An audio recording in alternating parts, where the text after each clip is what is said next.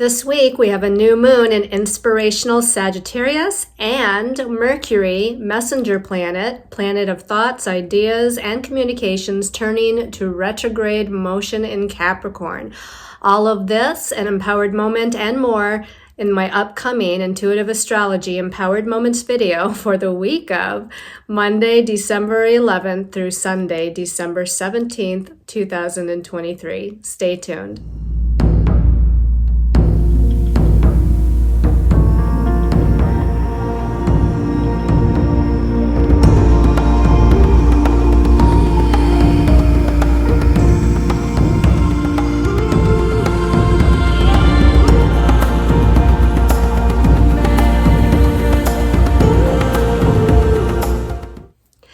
Hello everyone, this is Colleen Lemma, starseed astrologer and spiritual messenger from Sacred Soul Empowerment. And this week we have a new moon coming up in inspirational fire sign Sagittarius. But before we get into any of that, let me show you what we're going to be using this week for the collective message. We're going to be using the Tarot of Dreams by Ciro Marchetti. And the special message card this week, depending on your stone of choice, is going to be coming from the Star Temple Oracle cards by Susie Cherub. So let's go ahead and settle in and let's do an empowered moment before we get into the astrological transits of significance. So let's close your eyes, relax your body, clear your mind of all thoughts. Start by taking a couple of deep breaths, breathing in peace and calm and relaxation. Exhaling out any thoughts or stresses or worries, releasing all that you no longer need as you exhale. Let's focus our attention on this wonderful, inspirational new moon in fire sign Sagittarius. New moons are about new beginnings, initiation, planting new seeds, and in Sagittarius, it's about envisioning the future potential and expanding into that vision. So I want you to hold an image, a picture, a goal in your mind's eye and see it clearly with colors and details as much as possible, and expanding that image, that vision, and that picture in your mind with each breath you take. So as you breathe in, this picture, this vision becomes larger, more clear, more vibrant. Breathing in again, expanding it even further. It's becoming larger and larger. The clarity as you take in breath number 3 becomes so vibrant, so clear, so undeniable. You see in your mind's eye those goals, those dreams that you wish to create and manifest into reality during the cycle of this new moon waxing and growing.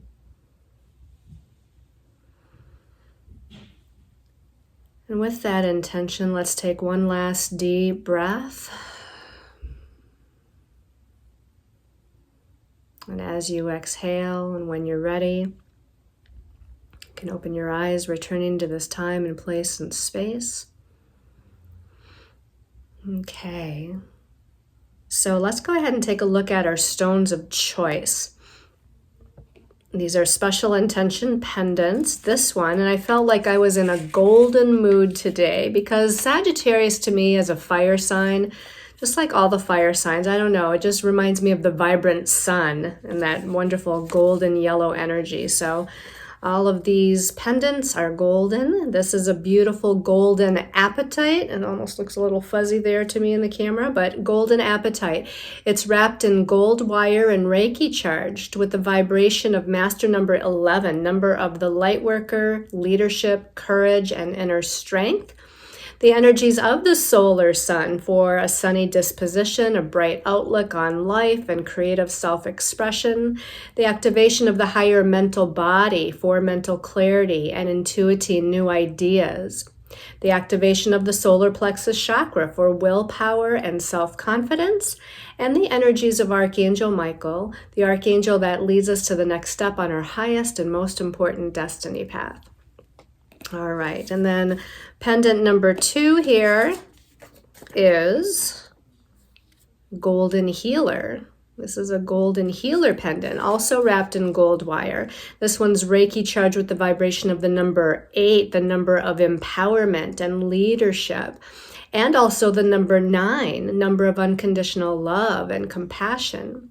The energy of the sign of Libra for balance and harmony in relationship interactions. The activation of both the throat chakra and the heart chakra for the balance of speaking one's truth from the heart and saying what one really means, but with gentleness and love. And the energy of Archangel Michael, again, the archangel of strength and leadership, but this one also has Archangel Raphael for healing in relationships, and an Archangel Gabriel, so 3 archangels for healthy and balanced communication. All right, and then pendant number 3 is Golden Calcite. Golden Calcite.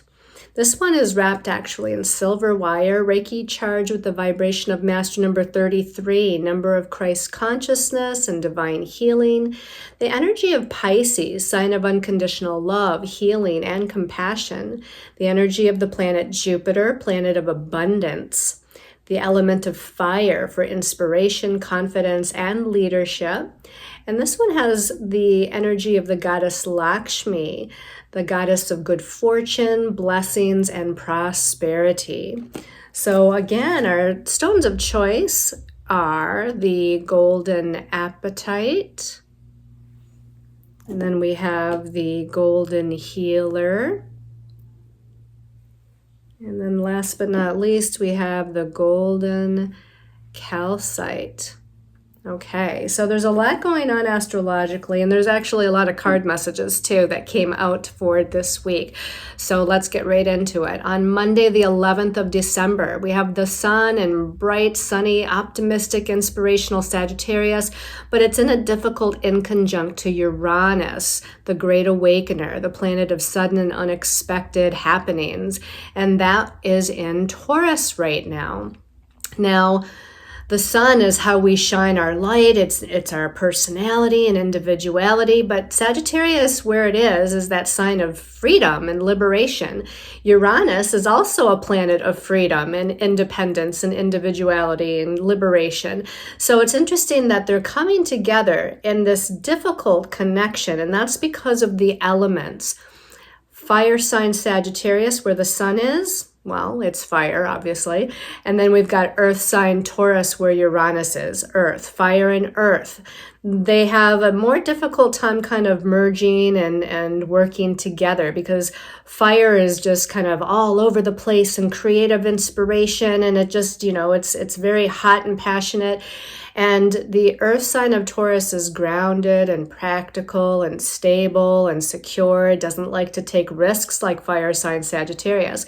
So this is going to be an energy all about freedom and independence and liberation. But we've got 2 ways of approaching it. We've got more of that take a risk and take a leap of faith sort of energy with Sagittarius. And then we've got let's be cautious about it. Let's weigh all of our pros and cons of all the choices before we, kind of take that path of freedom and liberation. So somehow we have to merge those elemental energies so that they work best together. Now, this all happens the day before the new moon, because on the 12th of December, we have a new moon at 20 degrees of Sagittarius. And again, new moons are new beginnings, initiation, and planting new seeds in the realm of Sagittarius, fire, inspiration, creative kind of expansion, seeing the far-reaching vision, the big picture. And it's spiritual energy. It's kind of utilizing that spiritual energy here to create. That new moon is in a positive connection to Chiron, the wounded healer. So there's healing that's being brought about in our ability to create and have movement and feel inspired and take action. It's also in a difficult inconjunct to Uranus. So again, we know Uranus can be unexpected happenings. It can be sometimes chaos. It can mean change and redirection. So, there's something happening here that's going to bring in a new direction, a new beginning in some way, shape, or form, where we're feeling or we set ourselves free. Either we're feeling free or we want to set ourselves free. And then the new moon in Sagittarius is also in a challenging square to Neptune. A square is a difficult energy, and Neptune is all about, well, at least the shadow side of Neptune, illusion, confusion, delusion, lack of boundaries, not seeing things clearly, wearing rose-colored glasses. So here we have both the sun and the moon basically in this challenging connection, and the sun actually challenges Neptune all the way through the weekend and towards the weekend here. So we might not be seeing ourselves clearly, or we might feel a lack of direction, or we might struggle with good boundaries. Sagittarius, where the sun and the moon is, wants to expand again into this big, glorious, inspirational, creative picture. And Neptune says, wait a minute here, it's like there's a lack of clarity going on. This lack of clarity, a lack of groundedness, which means it might be difficult to manifest something. Now, on the other hand, Neptune is very magical and spiritual and can bring in magic and miracles, but we might have to try a little bit harder to kind of trust and have faith. In fact, we might feel challenged in our trust and faith with that square to Neptune. Now, also on the same day as the new moon on Tuesday, Mercury, the messenger, planet of communications and thoughts and perceptions and our belief systems, ideas, that's officially turning to retrograde motion at 8 degrees of Capricorn. Capricorn is, again, it's an earth sign, so it's practical and logical and determined and persistent and goal-oriented and ambitious. So the ideas we're coming up with right now are of a more practical, grounded nature, but they might be slow in coming at this time because Mercury, for the past week or so, maybe even longer if you're highly sensitive, has been slowing down, and it might feel like our thoughts and ideas, kind of our inspired mind energies or the logic, that we're trying to connect with, is slow in coming. It's feeling a little bit challenging, a little bit heavy. We're feeling a little bit stuck or a little bit restricted because Mercury is slowing down and turning retrograde. So, it's not just on the day that Mercury turns retrograde, but it's going to be a week or two before, which is when it's in its shadow side or shadow place. And then even after it turns to direct motion again, which isn't until January 1st. Once it turns direct, it's going to take yet another week to 2 weeks for it to pick up speed and move at its regular kind of forward motion. So the other interesting thing about Mercury retrograde is, again, it starts out being retrograde in Capricorn, that practical, grounded earth sign. But it's going to retrograde back into Sagittarius. So Mercury in Sagittarius, again, is more inspired and creative and passionate. And the Capricorn energy, again, logical, practical, and grounded. So we're mixing these two energies, or at least we're feeling the Capricorn part first, and then later in the month of December, somewhere in about a week or so, it's going to go back into Sagittarius. January 1st, it turns direct at 22 degrees Sagittarius. So then it continues through Sagittarius for at least a couple of weeks after that before returning to Capricorn. So that was a big mouthful. All of that happens on Tuesday, the new moon and Mercury retrograde. On the 15th of December, we have Mars, warrior planet of energy, action, forward movement, in inspirational, passionate fire sign Sagittarius. It's in a positive connection to Chiron, the wounded healer. Now, Chiron is going to be bringing up some past life wounds regarding our sense of individuality, our sense of self, our confidence, our courage. But it's a positive connection. So Mars is able to kind of maneuver that. The warrior is able to maneuver that and use that to his advantage to find that motivation again. I really feel like this is the little blip within the week where we feel a little bit motivated because we're feeling like this healing taking place and we're feeling more confident and energetic and energized and whatnot in order to move forward. It's a lot of leadership and creative, passionate energy there. On Saturday the 16th is when the sun exactly squares Neptune. Remember we said the new moon on Tuesday squares Neptune, while the sun after Wednesday, Thursday, Friday, and then on Saturday, it exactly connects to that square with Neptune. So again, we've got those days since Tuesday of things maybe not seeming as clear as we would like, or we're needing to have better boundaries for ourselves or within relationships.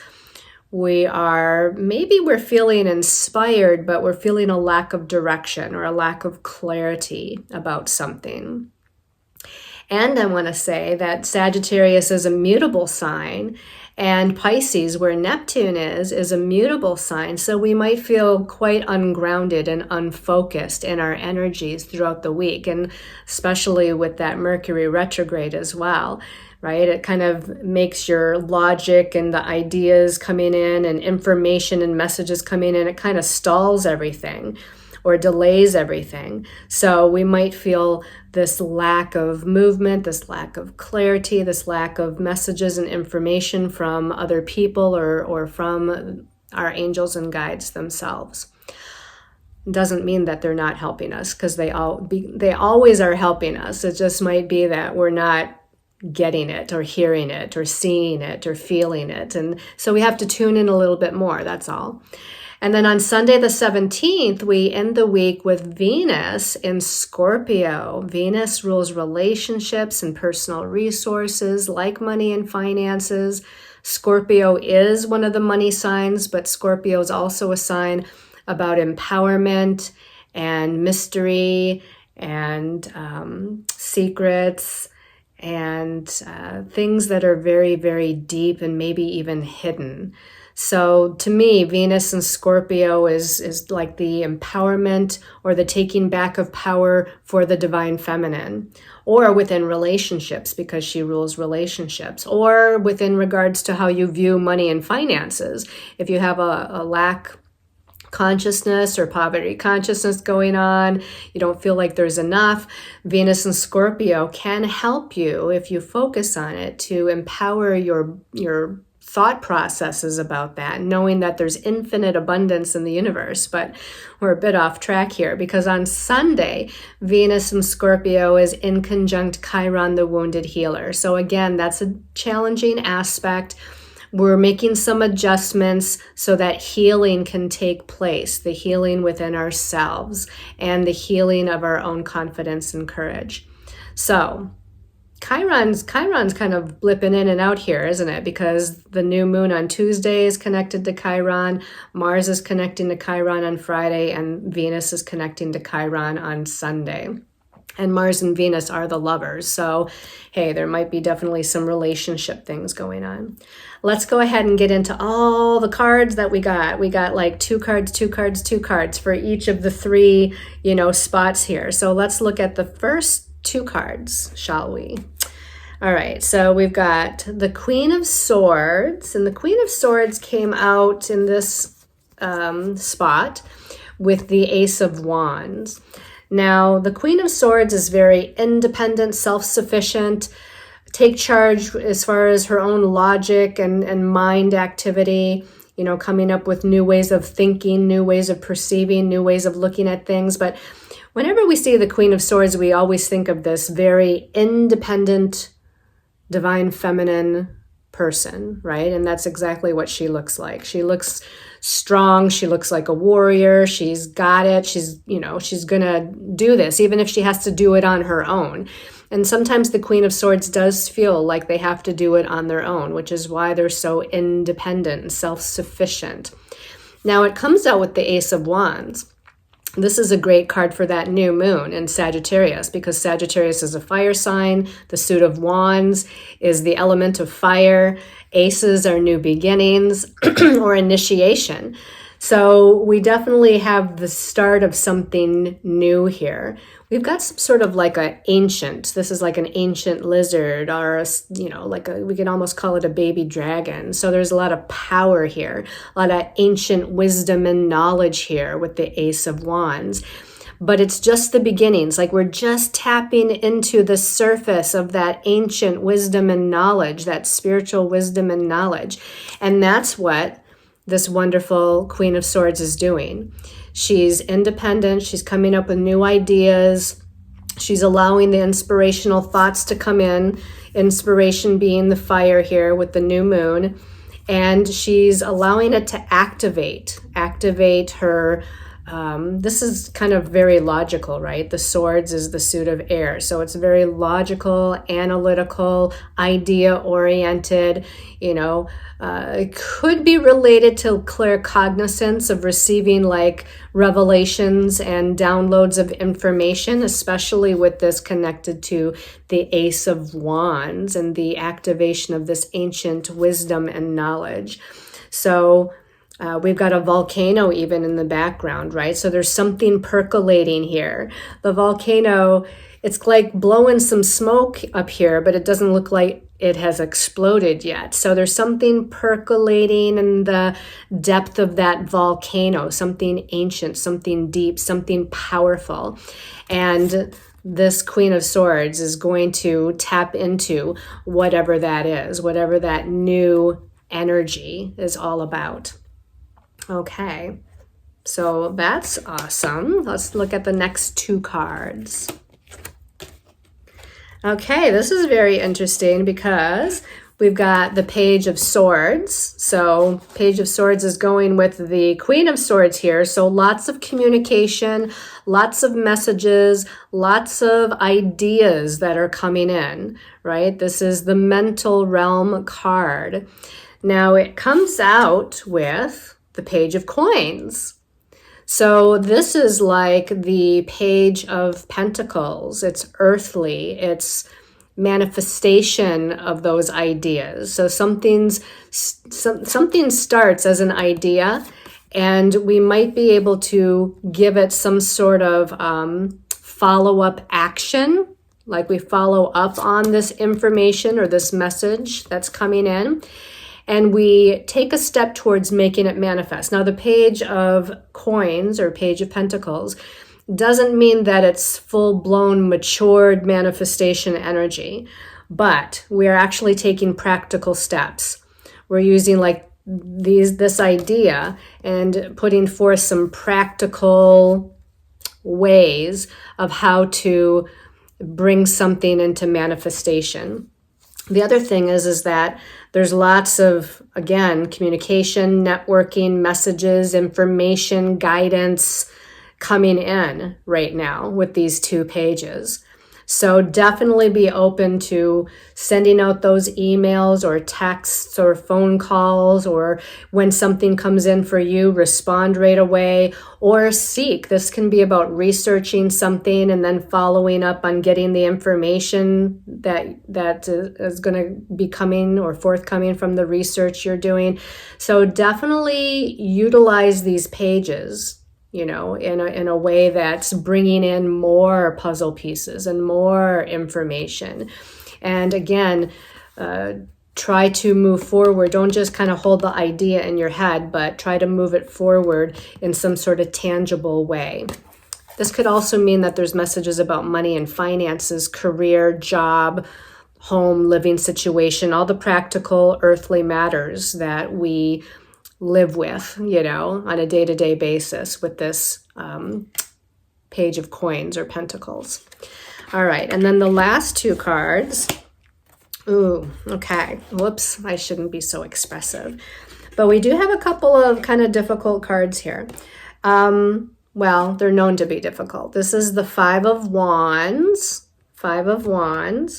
And then also it came out with the Eight of Cups.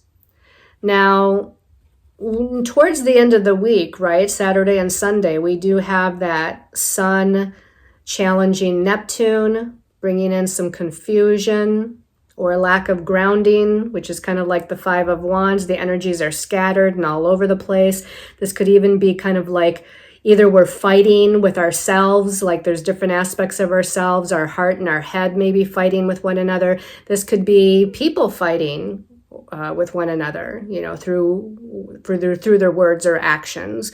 This could be about competition, feeling like there's competition going on, but it's definitely an ungrounded energy, just like that Sun squaring Neptune. Now, the Eight of Cups to me is like the Venus and Scorpio in conjuncting Chiron, because Venus can be about our sense of self-worth, how we value ourselves, but it's also about relationships.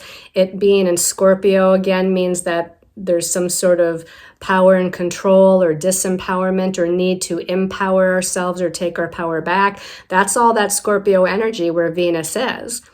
And then the inconjunct to Chiron with Venus on Sunday, again, we're going through some sort of healing process. And the Eight of Cups is often described as feeling emotionally disempowered or feeling the need to emotionally disconnect from something that we had our heart set on, and now we're needing to walk away from it because it just isn't seemingly to work out.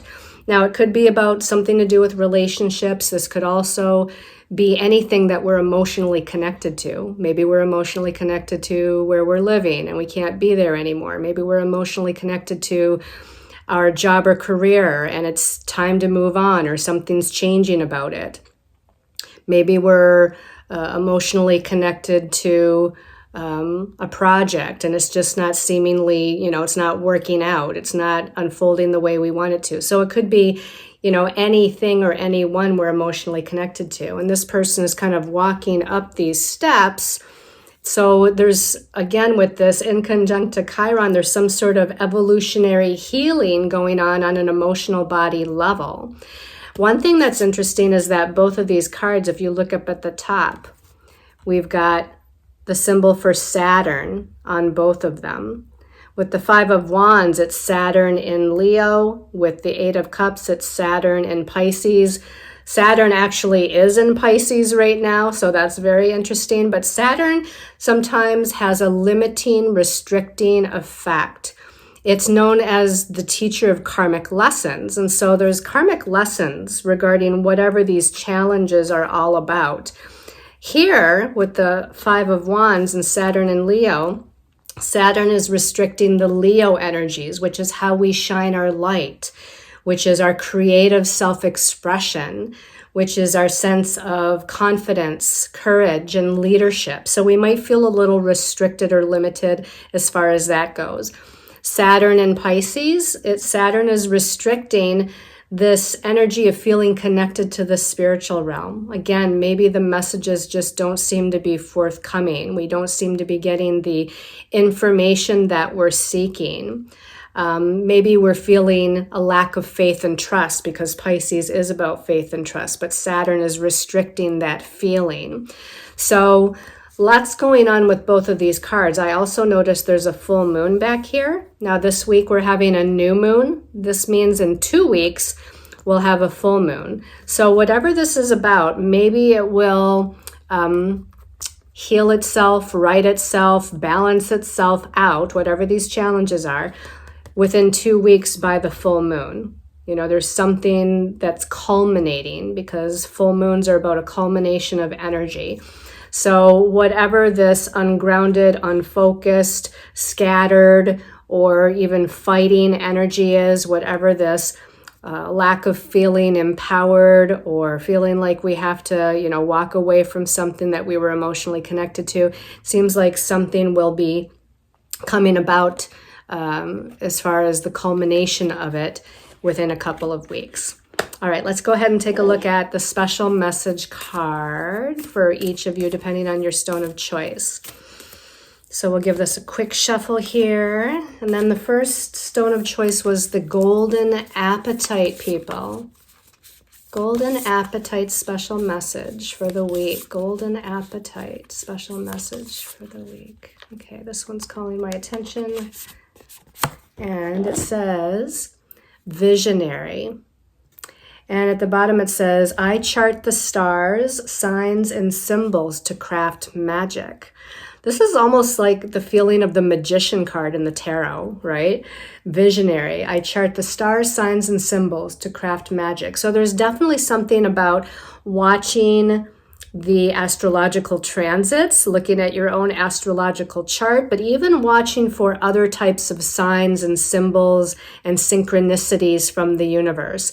The magician uses all of his tools to craft some sort of magic, and then he kind of watches intently on how the energies are unfolding or what's happening as a result of his intentional magic energy, so to speak.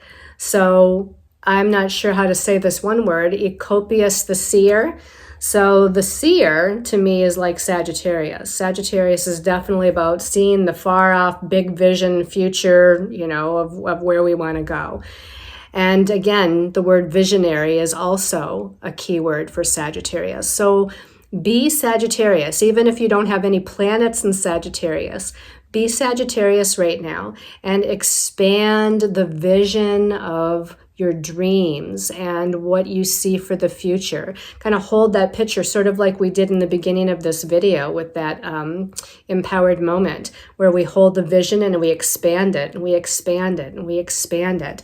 And that's part of the power of the magician, right? He holds a vision, he has trust and faith that it's going to come into fruition and make it so. His heart is the center of the universe. Here's the heart chakra, but it's universal energy. So his heart is in a state of unconditional love, unconditional compassion, unconditional belief, and he's connected to the cosmos. So use your magic and make things happen. Let's go ahead and put that back. And then the second stone of choice was the Golden Healer, right? Yes.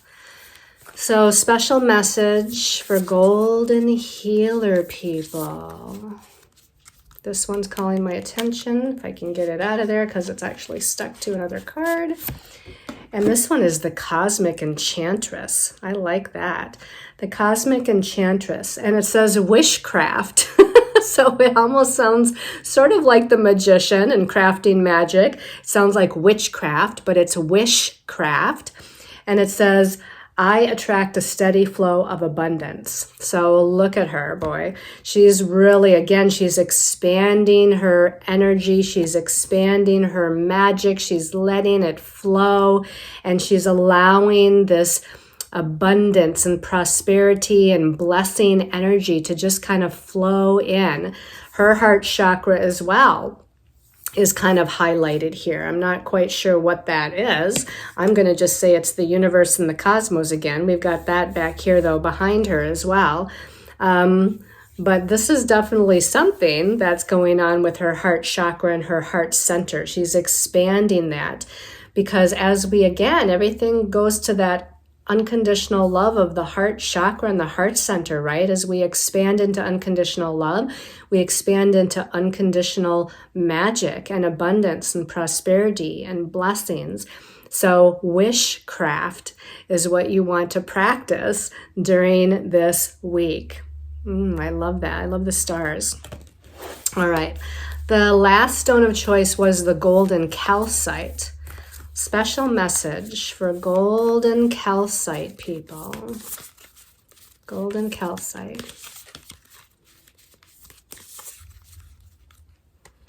This one's calling my attention. Oh my gosh, they're all kind of very similar, and they're not all similar in this deck, but this is the visionary.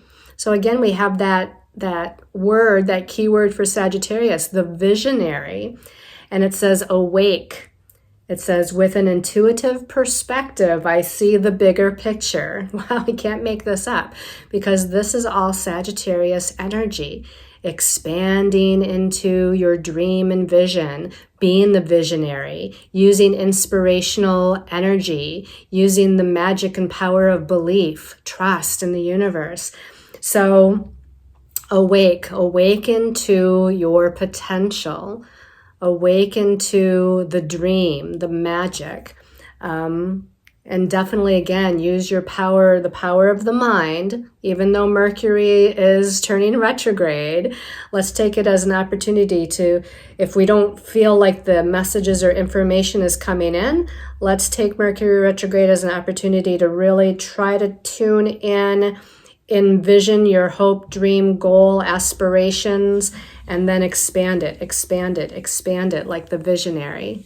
And, of course, this is the Star Temple cards, but we got lots of cosmos, universal energy all around each one of these.